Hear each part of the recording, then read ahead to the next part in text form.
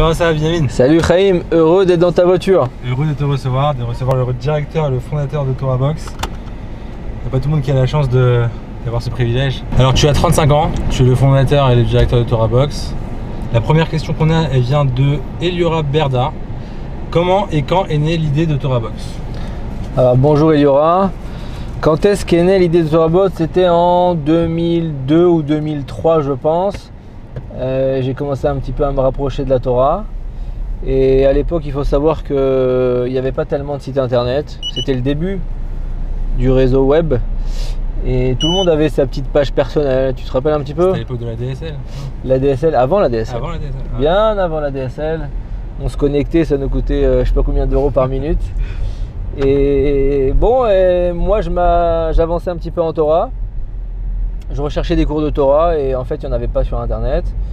Et je me rendais compte que par-ci et par-là étaient éparpillés des cours MP3 audio à l'époque. Et donc j'avais commencé à les centraliser sur un site internet, puisque internet c'était un petit peu mon dada. Moi j'ai commencé à 15 ans sur internet, j'ai créé une société avant d'avoir 18 ans. Et donc c'était un petit peu mon secteur. Et donc j'ai voulu rendre service à la communauté, tous ceux qui cherchaient des cours de Torah. Je les ai centralisés sur une seule plateforme qui s'était catégorisée par, à l'époque c'était original de catégoriser par thème et par rave. Donc voilà, et ça pendant des années internet depuis, TorahBox depuis 2004 je dirais. Ça a été pendant longtemps simplement une mise à jour hebdomadaire. Chaque dimanche un nouveau cours MP3 rajouté sur le site. À l'époque les cours c'était entre 3 quarts d'heure et 1 heure minimum. Et donc les gens m'envoyaient les cours qu'ils enregistraient à Los Angeles, à Paris, à Marseille. Et moi je les centralisais sur une plateforme. Ça a été très utile pour l'époque. Et maintenant, d'où vient le nom TorahBox? C'est une question que beaucoup me posent. J'ai pas beaucoup réfléchi. Les idées les plus simples sont toujours les meilleures. Donc j'étais tombé sur un site qui s'appelait Jukebox. Et donc j'avais compris qu'un jukebox c'était tu appuies et il y a de la musique qui sort. Donc moi j'ai fait TorahBox, tu cliques et tu as un cours de Torah qui sort. Je voulais que rapidement il y ait des cours de Torah qui sortent. Magnifique. Alors c'est quoi TorahBox aujourd'hui? Il y a quelques chiffres, quelques données? Écoute, TorahBox déjà c'est quoi? C'est diffusion du judaïsme francophone. L'objectif c'est, voilà, on est des amis, on est privés. Et on décide de transmettre notre patrimoine de toutes les façons qu'on peut. On a commencé par le virtuel avec internet, ensuite on est passé au livre, ensuite on a un kollel, un centre d'études à Jérusalem, on a toutes sortes d'activités. Le but c'est, sur tous les supports possibles, diffuser la Torah en sachant que le plus grand chesed qu'on peut faire à quelqu'un, c'est de le reconnecter avec lui-même. Le Ben Ish Chai dit que la meilleure façon d'appliquer la mitzvah de Ve'afta l'ereacha kamocha, d'aimer son prochain, c'est de lui faire du chesed, de la bonté spirituelle et pas de la bonté matérielle. Parce que c'est qui Chaim? C'est moi. Ouais, mais il y a Chaim, il y a le corps de Chaim et il y a l'âme de Chaim. Quand Hachem il a décidé que Chaim il descend dans ce monde, il a parlé au corps ou il a parlé à l'âme? Il a pris son âme et il lui a donné une mission. Maintenant, quand je t'aide à faire mieux Torah mitzvot, j'aide l'âme de Chaim à faire sa mission sur terre. Donc en vérité, le véritable bonheur, tu l'as que quand tu remplis ta mission sur terre. Donc nous, on a décidé de enseigner la Torah et de leur donner tous les moyens pour l'appliquer aussi. On essaye de faciliter l'application de la Torah. Donc TorahBox aujourd'hui, ça commence à devenir assez vertigineux, Baruch Hashem. C'est environ 300 000 visiteurs par mois sur le site. 300 000? C'est énorme. Même moi j'ai du mal à... Je suis pas quelqu'un qui regarde beaucoup les chiffres. Mais dernièrement voilà, on a fait un gala, donc il a fallu un petit peu faire le bilan de l'année. Donc c'est 400 000 visionnages de vidéos par mois, rien que sur YouTube par exemple. C'est 130 000 visionnages de vidéos sur les réseaux sociaux chaque semaine. C'est des statistiques qui sont officielles. Et bon, il y a encore toutes sortes de statistiques selon tous les services qu'on a. Et ça touche un très grand public. On a réussi à à descendre, à rendre la Torah accessible à n'importe qui. On a tous les publics différents qui se retrouvent sur le site. Mais alors il y a beaucoup de services que TorahBox propose, parce que même moi qui travaille à TorahBox, j'ai pas conscience de tous les services que vous offrez. Chacun connaît TorahBox pour les vidéos, pour les cours, pour les livres, etc. Est-ce que tu peux les citer rapidement, les énumérer rapidement? Je vais sûrement en oublier les trois quarts. C'est tous les jours on va dire un nouveau magazine qui sort avec des articles sur tous les thèmes de la vie juive. Tous les jours des cours de pensée juive différents. On a le programme Halacha Time. Chaque jour, c'est un cours de Halacha de 5 minutes pour ceux qui n'ont pas le temps, avec un quiz. 3 questions sur le cours juste après. On a 7000 membres connectés, inscrits à ce programme par exemple. C'est le plus gros programme, tu vois. C'est le programme le plus apprécié, où il y a le plus d'inscrits, un peu plus de 7000 tous les matins. On a d'autres programmes d'études, comme le Daf Yomi. Donc une page du Talmud tous les jours. On a fait en sorte qu'il y ait 3 enseignants différents. Et ça, c'est 7 jours sur 7? C'est 7 jours sur 7, le Daf Yomi. Donc 3 enseignants différents, 3 types d'enseignement, un plus rapide, un plus simple, un plus compliqué, un audio, un vidéo, on a toutes les sortes. On a l'histoire de Shabbat, c'est un concept qu'on a fait rentrer, l'idée de apprendre une histoire et la répéter à table, comme on sait que les histoires ça tire les gens. Qu'est-ce qu'on a? On sait qu'on a 2 centres d'études à Jérusalem. On a un centre d'études de Gemara, donc c'est un kollel, et on a un groupe d'étudiants de Halacha aussi. TorahBox c'est aussi une édition de livres. À la base j'y connaissais rien du tout à l'édition de livres. Aujourd'hui on est peut-être l'éditeur numéro 1 au niveau du nombre de livres édités. On en édite plus de 100. On en a édité plus de 100 et on en édite 1 à 2 par mois en moyenne. Donc c'est énorme, hein. Ça veut dire que pour éditer 1 ou 2 livres, il faut en avoir prévu déjà au moins 15-20 en avance. On est très fiers d'avoir proposé à la communauté des livres beaucoup moins chers que d'habitude. Je pense que nos livres ne dépassent pas 19 € alors qu'ils mériteraient d'être vendus 26 ou 27 parfois. Souvent on perd de l'argent sur chaque livre. On a également un service questions au Rav. Les gens nous appellent toute la journée pour des questions de halacha, pour des problèmes de couple, pour des problèmes d'éducation. On a malheureusement des tentatives de suicide, tentatives d'avortement, on a des appels de détresse. On a créé même pour ça une ligne d'écoute où des coachs et des thérapeutes répondent au téléphone pour toutes les personnes en détresse. On répond aussi aux questions par écrit. On a je crois plus de 26 000 questions répondues sur le site avec les sources. On essaye de répondre voilà, d'une manière appropriée. Tu connais toutes nos vidéos de divertissement. Hein, on accède à la Torah, pas forcément avec de la Torah pure, mais avec des vidéos qui conviennent aujourd'hui aux jeunes, par exemple, qui ont l'habitude tellement de consulter des vidéos divertissantes qu'on ne peut pas leur proposer un cours de Torah brut, forcément.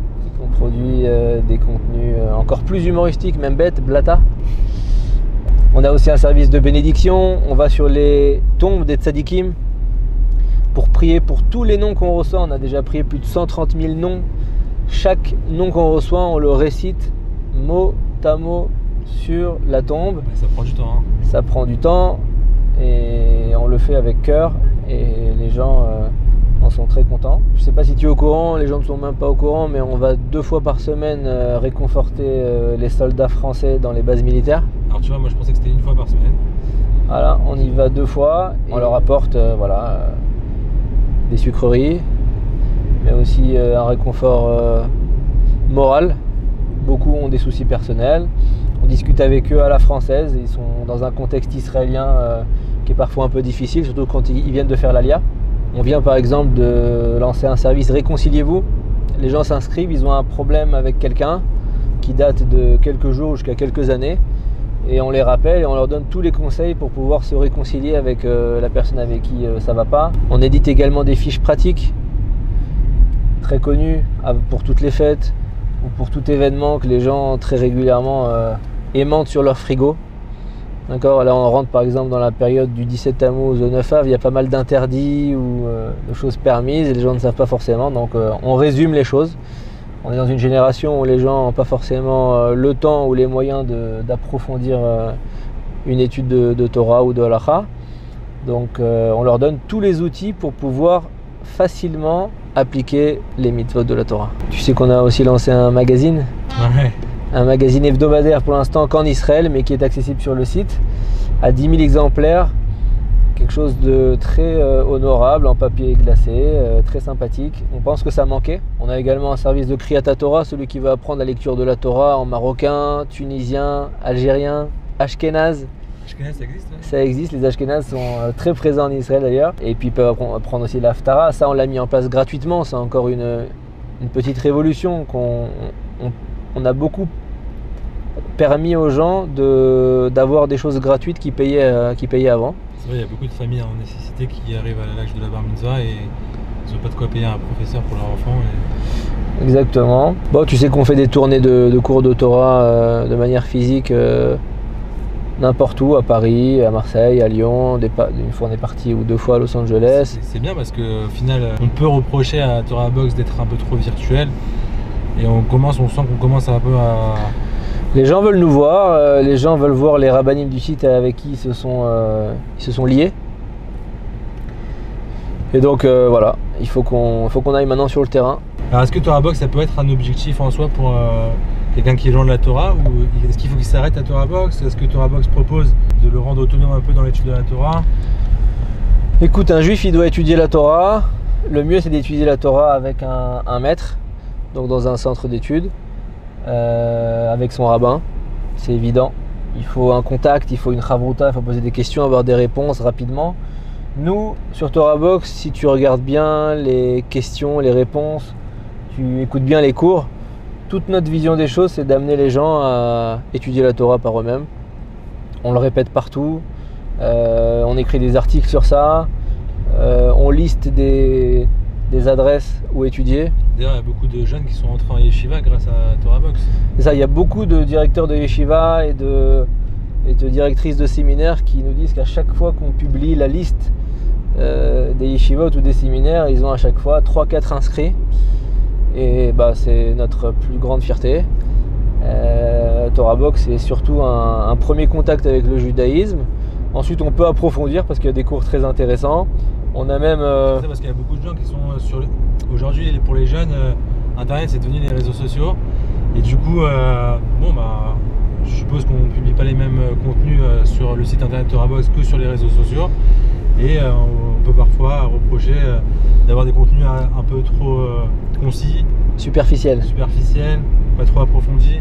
Écoute, nous on considère que quelqu'un qui est sur un réseau social, premièrement, il n'a pas le temps. Et deuxièmement, a priori, c'est pas quelqu'un qui étudie la Torah de manière approfondie. C'est ce qu'on pense, c'est ce qu'on a vérifié. Donc effectivement, les contenus qu'on va publier là-bas, les vidéos, c'est pas des vidéos de limoud, c'est pas des vidéos d'études du Talmud, c'est pas des vidéos extrêmement profondes, mais c'est des vidéos inspirantes avec de la vraie Torah, dite de manière sympathique et pas plus. Mais c'est vrai que c'est pas Torah Box dans son ensemble, ce qu'on peut se faire comme image sur les réseaux sociaux. Sur le site, il faut savoir qu'on a une rubrique qui s'appelle études sur texte. D'ailleurs, j'ai rencontré un grand businessman qui voyage énormément. Il m'a dit: Torah Box, vous êtes mon professeur qui voyage avec moi. C'est-à-dire que sur le site, on a une partie où vous pouvez choisir un livre de Torah profond.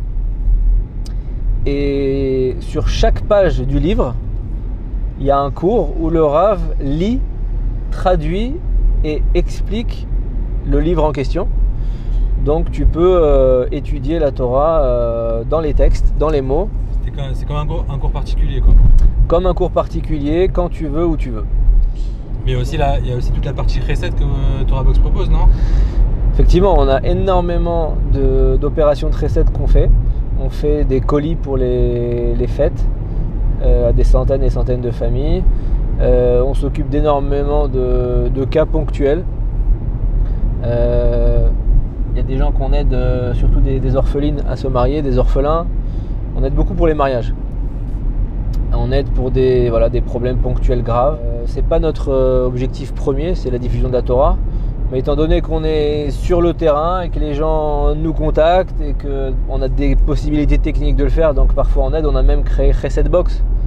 Donc c'est une plateforme qui permet à n'importe qui de créer une cagnotte, aux donateurs de recevoir des CERFA, et c'est 0 commission pour nous, c'est totalement voilà, pour la communauté. Et du coup, tous ces services que tu as énumérés, ça doit avoir un certain coût, j'imagine. Sur quoi repose financièrement ToraBox? Est-ce que vous avez des subventions? Est-ce qu'il y a des gros donateurs derrière? Est-ce que c'est une association Ça tient privée? sur le miracle complet.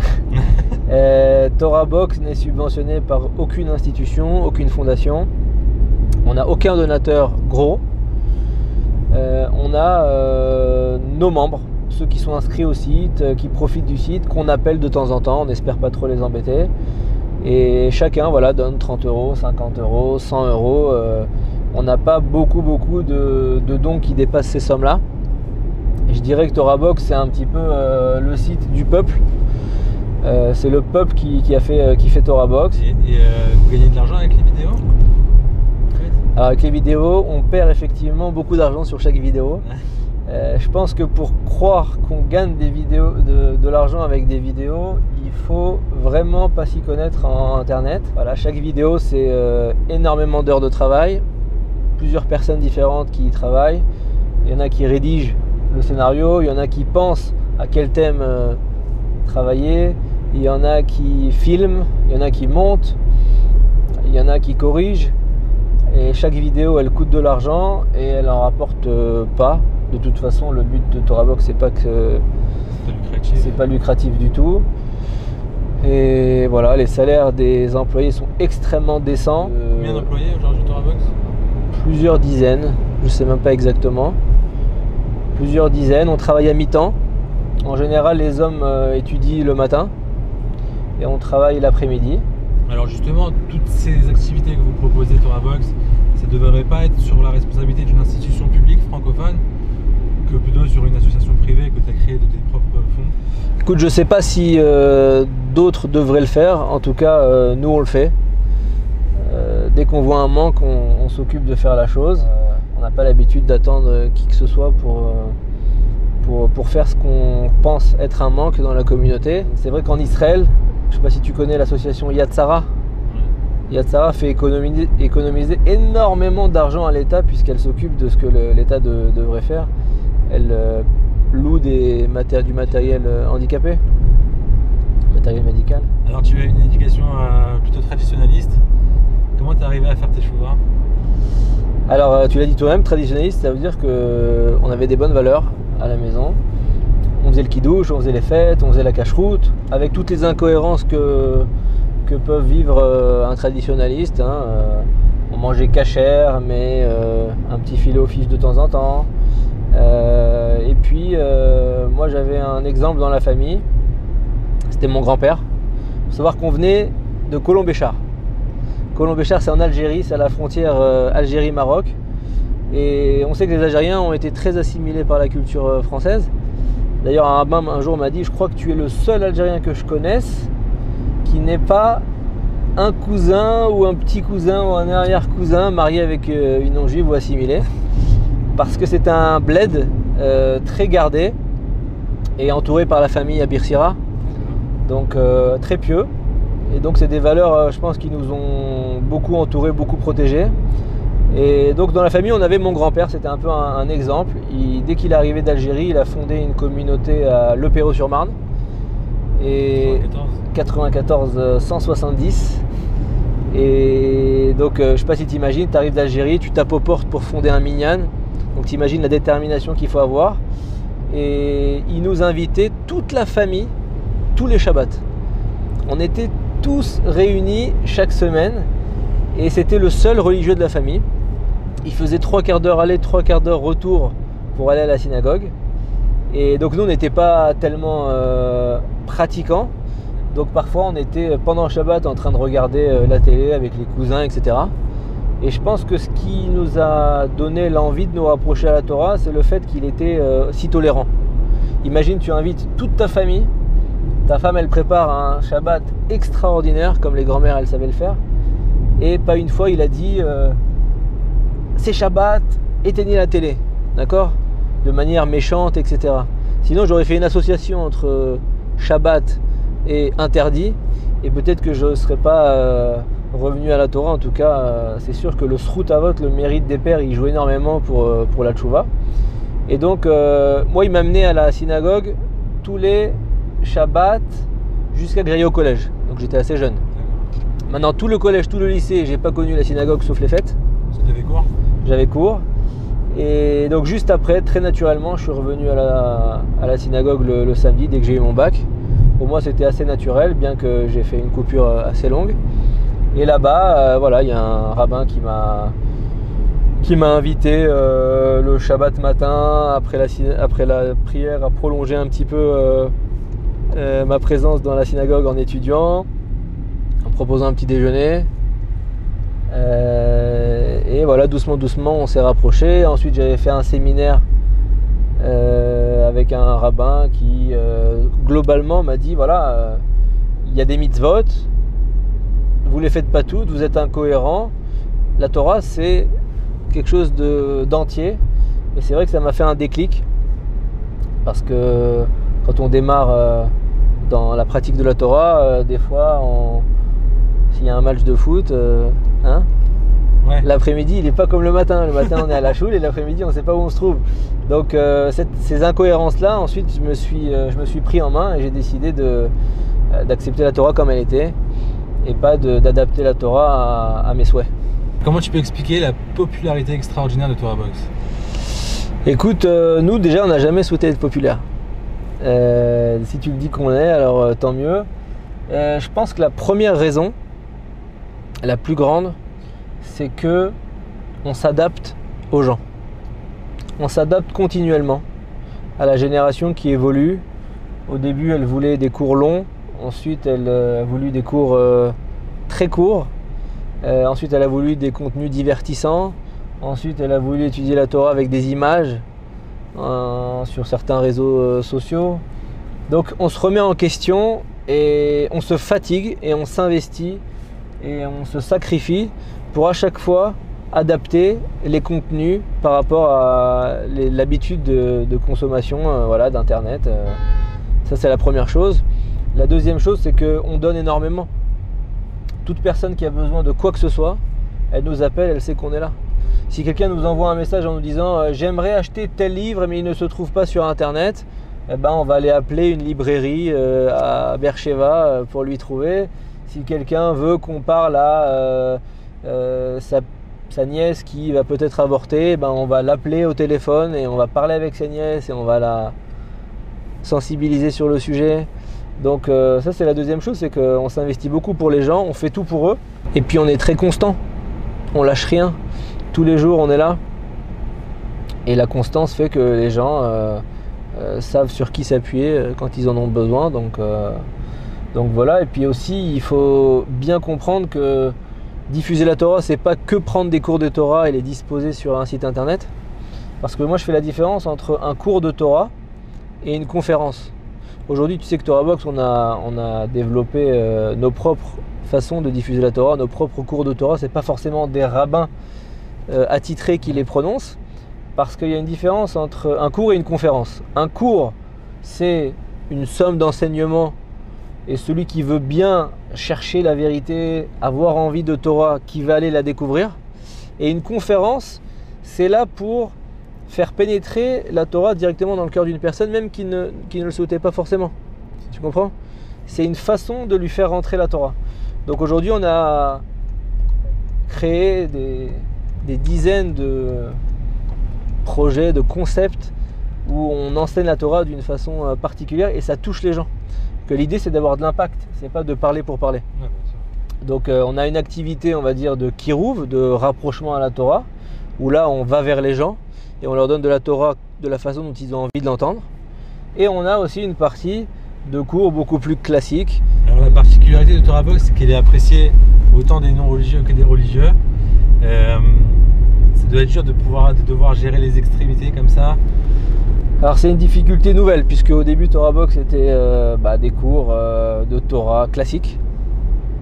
Et ensuite on a dû s'adapter aux gens, parce qu'on avait fait un sondage et on s'était rendu compte que les 3/4 de notre public respectaient Shabbat, Kashrut, et qu'on n'était peut-être pas là pour ça. Le public est très grand et très large, et donc on devait s'adresser un petit peu à tout le monde.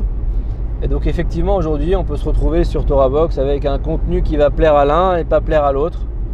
Souvent ceux qui ont fait tchouva essayent absolument par exemple de se détacher de toutes leurs anciennes habitudes, comme écouter de la musique profane, etc. Et c'est vrai que dans nos vidéos, on va dire sympathiques, c'est vrai qu'on en met par exemple, et ça peut un petit peu les choquer, parce qu'ils sont encore en mode je fais tchouva et j'abandonne mes anciennes habitudes.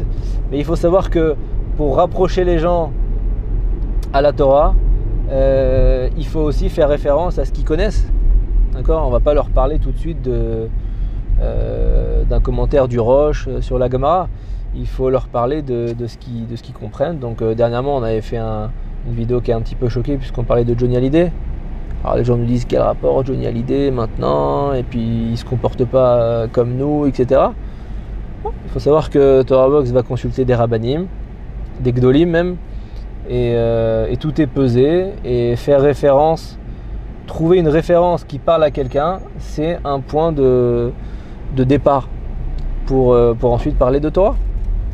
Comme lorsque tu es invité à une Séouda au Bet Rabad. Une Séouda, c'est pas forcément du judaïsme, c'est pas 100% de la Torah, mais c'est un point de départ pour fréquenter un lieu de Torah et te rapprocher. Alors TorahBox est devenu un peu une référence aujourd'hui pour beaucoup de personnes, et parfois lorsqu'on va pas trop dans leur sens, les personnes se vexent un peu, ils sont même un peu des fois un peu violents dans les commentaires, que ce soit par rapport au féminisme, lorsqu'on met pas une femme dans une vidéo, ou lorsqu'apparemment on peut avoir des propos assez misogynes. Qu'est-ce que tu peux leur répondre à ces personnes-là? Est-ce qu'il faut garder un discours démago plutôt qu'être franc?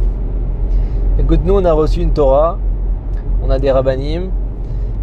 Dans notre équipe, on a une grande parité, on a des hommes, des femmes, des gens qui viennent de tendances complètement différentes, d'un passé complètement différent, et on confronte nos idées. Il faut savoir que l'idée qu'une personne peut avoir de TorahBox ou d'une de nos vidéos, c'est son idée à elle, elle ne représente que elle-même, elle et ses amis.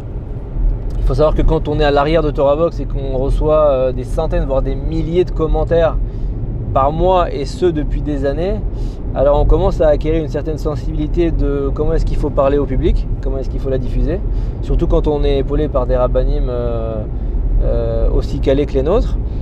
Et je pense que la Torah, on l'a reçue comme on l'a reçue, elle est intègre, et c'est pas pour cette raison-là qu'on va aller la changer. La Torah n'est pas du tout misogyne, c'est bien l'inverse. Et puis tu sais, les critiques, il y a toutes sortes de critiques. La critique, c'est un petit peu une spécialité française. Moi personnellement, j'adore la critique. Des fois, on fait des séminaires TorahBox avec tous les employés où on se critique sur tous les projets pour arriver ensuite à faire ce qu'on fait. Il y a des critiques qui sont fondées et on les prend en compte. Il y a des critiques de gens qui sont là pour critiquer et finalement ne rien proposer. Ça, c'est typiquement français. Moi, j'aime bien les solutions, proposer des solutions. Et puis je leur dirais que je serais très heureux de voir ce qu'ils sont capables de produire pour la communauté. Et puis en général, quelqu'un qui critique mitoch hatuma et pas mitoch hagdusha, c'est-à-dire pas pour faire avancer les choses, en général je remarque quelques mois après ou quelques années après que en fait il fait la même chose que nous. Donc finalement c'était une critique parce qu'il voulait être à notre place. Mais c'est vrai qu'aussi il y a aussi les critiques aujourd'hui un peu sur internet, c'est un peu la mode des haters, les personnes qui sont là juste pour critiquer, ils attendent que ça. Qu'est-ce que tu peux déjà leur dire à eux? Alors celui qui veut faire avancer le système, il nous contacte directement, il n'a pas besoin de salir l'association à travers un commentaire public, surtout qu'il ne connaît pas nos intentions. Nos intentions ne sont que bonnes, et même s'ils ne sont pas d'accord sur la façon d'aborder la Torah, il n'y a pas de raison d'être diffamant ou d'être sale. Toute personne qui a souhaité avoir notre avis ou notre intention dans certaines vidéos pour lesquelles il n'était pas d'accord, il nous a contacté directement par téléphone. Il a discuté avec nous, il a vu que tout était réfléchi et que c'était une vision des choses et qu'il fallait accepter la vision de l'autre. Donc Comme dirait le Rav Shlomo Amar, lorsqu'on est parti le voir la dernière fois, il nous a dit celui qui ne fait rien ne se trompe pas. Je pense que ta grand-mère disait la même chose et la mienne aussi. Et on prend en compte toutes les remarques et on évolue et on améliore. Super. Alors on a dans la boîte à gants des questions des internautes. Si tu peux ouvrir. Alors, question de David Cohen. Ouais. Pourquoi avoir créé des vidéos drôles comme les Darka ou le Blatacho? Si on peut dire que c'est drôle. Hein. Ouais, parce que là il dit c'est pas drôle du tout. Hein. Ça ne rabaisse pas le niveau de la Torah. Eh ben écoute mon ami, c'est justement pas de la Torah. Donc je pense pas que ça la rabaisse. Par contre, ça invite énormément de jeunes à regarder des vidéos divertissantes dans un contexte juif et avec des messages juifs subliminaux ou beaucoup plus directs, puisqu'en fait le concept de Darka c'est de mettre en valeur des façons de faire qui ne se font pas pour ne pas les reproduire. Donc en fait on va exagérer une action pour éviter de la faire et en fait ça marche très très bien puisque beaucoup de jeunes se retrouvent. Et j'étais dans un mariage la semaine dernière où ils me disaient vraiment l'humour, vous avez tout compris.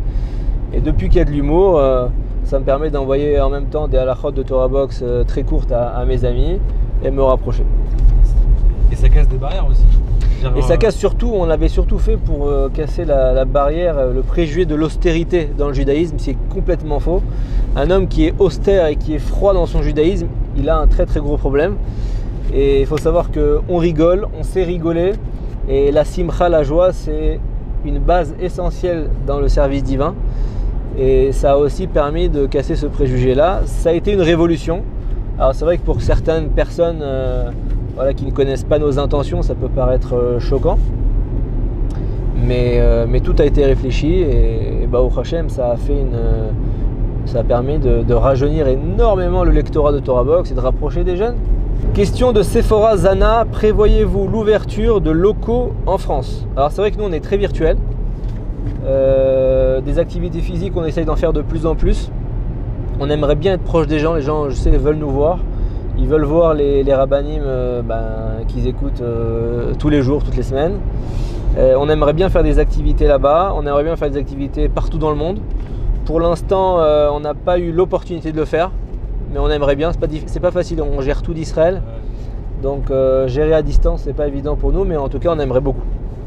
Si elle a d'ailleurs des idées d'activités qu'on pourrait faire pour démarrer ce local en France, avec grand plaisir. Et question de Dvounou de Bobigny. Alors Dvounou c'est tunisien? Ça rime avec le boulot. Là c'est Devnou, je crois, Devnou, c'est son pseudo sur internet. Qui nous demande quand est-ce qu'il y aura des sous-titres complets dans toutes vos vidéos pour les sourds qui vous suivent sur les réseaux. Alors déjà sache que depuis cette année on sous-titre énormément de cours de Torah, au moins 3-4 par semaine. On a eu une personne qui nous a appelé de Ashdod et qui nous a dit que sa femme en entendait pas très bien. Ça nous a beaucoup ému et voilà, on passe beaucoup de temps à traduire des cours en hébreu, à les sous-titrer. Ça prend beaucoup de temps, c'est un grand investissement, mais on est très heureux de le faire et on espère chaque année, chaque mois sous-titrer encore plus de vidéos pour nos frères juifs qui sont sourds. Alors Torah Box dans 10 ans? Dans 10 ans, alors sache que Torah Box fonctionne au jour le jour. On n'a jamais voulu être comme on est aujourd'hui. On a simplement essayé de remplir les manques jour après jour. Donc j'aurais du mal à te dire que je ne suis pas un très grand visionnaire. Écoute, là on vient de sortir Torah Box en anglais, c'est déjà un pas énorme. Alors peut-être qu'on sera en chinois dans 10 ans. En tout cas, ce ne sera pas moi qui dirigera, c'est sûr. Voilà, on est à une ère où jamais on aurait imaginé, il y a 15 ans, diffuser des messages de Torah sous forme d'images. Instagram, c'est ça? Instagram, c'est un peu abusé quand même à prendre la Torah en images, mais voilà, c'est la génération.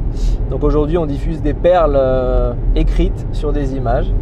Jamais j'aurais pensé. Il y a quand même des contenus qui sont quand même beaucoup plus pertinents et beaucoup plus approfondis sur le site, comme tu as dit tout à l'heure. Oh, tout à fait, c'est un appât, c'est un échantillon. C'est un échantillon pour des gens qui sont sur ces réseaux-là. on essaye d'y être, on essaye d'être là où les gens sont. Il y a d'ailleurs un patron qui m'a dit on profite tellement de vos contenus que vous êtes l'association qui me donne le plus, mais à qui je donne le moins. Parce que c'est vrai que ToraBox n'a pas l'air d'être une association. C'est vrai. Pourquoi? Il m'a dit parce que vous êtes systématiquement parfait. Le site il est impeccable, on reçoit des newsletters tous les jours à la même heure, les vidéos sont faites comme à Cannes, au festival.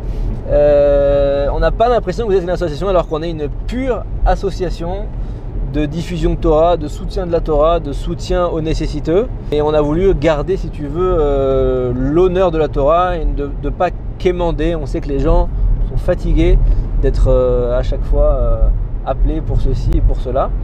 Donc le site il est beau, il est propre et on aimerait le laisser comme ça. D'ailleurs tu ne verras pas de publicité sur nos vidéos alors que beaucoup de sociétés nous demandent. Mais pour préserver, bien qu'on ait besoin de dons, c'est clair, pour préserver en fait la beauté, la clarté et l'honneur de nos vidéos, on a préféré ne pas diffuser de publicité. Et alors peut-être que du coup ça vient de là, ces commentaires un peu négatifs, parce que les gens peut-être pensent qu'on est une grosse entreprise privée ou qu'on est une institution publique et qu'ils peuvent se permettre de faire des commentaires, mais s'ils savaient qu'on était une association privée, que c'était vraiment cool au Reset, s'ils savaient à quel point les gens qui travaillent chez ToraBox auraient pu travailler dans des grandes sociétés et ont préféré travailler de manière beaucoup plus sociale et beaucoup plus utile, je pense qu'ils ne se permettraient pas de critiquer autant. On est une bande d'amis, on étudie la Torah depuis des années, on est avec des rabbanim, on essaye de faire du bien, mais je pense que les gens sont, puisque 99% des gens sont extrêmement satisfaits de ToraBox. Et il faut savoir que on se sacrifie énormément, on sacrifie nos familles, on sacrifie beaucoup de temps passé avec nos enfants, bien sûr dans la mesure raisonnable, la mesure qu'il faut. Et je pense que si les gens savaient peut-être un petit peu plus, il faudrait peut-être qu'on parle un peu plus de nous, c'est pas trop notre habitude. Il faut savoir que c'est les encouragements qu'on reçoit tous les jours qui nous donnent la motivation de chaque jour créer encore des nouvelles vidéos, avoir des nouvelles idées, proposer de nouveaux projets. Et aussi de partager la vidéo, parce que c'est vrai qu'on dit que quand on reçoit un enseignement de Torah, c'est interdit pour nous de le garder pour nous. Il faut le retransmettre directement. Et aujourd'hui avec le partage, est-ce qu'on peut dire que en partageant une vidéo, on retransmet un enseignement de Torah? Je dirais même plus, Raïm. Moi, je crois que le bouton partager n'a été créé que par Dieu pour diffuser la Torah. On sait très bien que celui qui donne des mérites à la communauté, celui qui permet à quelqu'un de faire sa mission sur terre, il acquiert des mérites inestimables parce que cette personne-là va les enseigner à son fils, qui va les enseigner encore à son petit-fils, et il va récupérer les mérites depuis le départ à toutes les personnes à qui il a engendré ces enseignements-là. Et je pense qu'aujourd'hui, voilà, c'est très facile.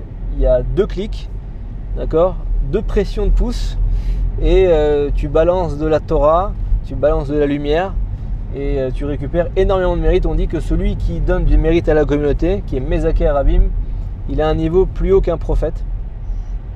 Donc je pense qu'aujourd'hui, on est dans la génération où il ne faut pas lésiner et partager de la Torah qu'on reçoit sur Internet, sur ton téléphone, où tu veux. Voilà, en tout cas, vous avez compris, il faut partager toutes les vidéos que vous pouvez retrouver sur ToraBox. Merci Binyamin pour cette interview. Merci Chaim. C'était un plaisir de te recevoir. À la prochaine. À très bientôt. Comme tout.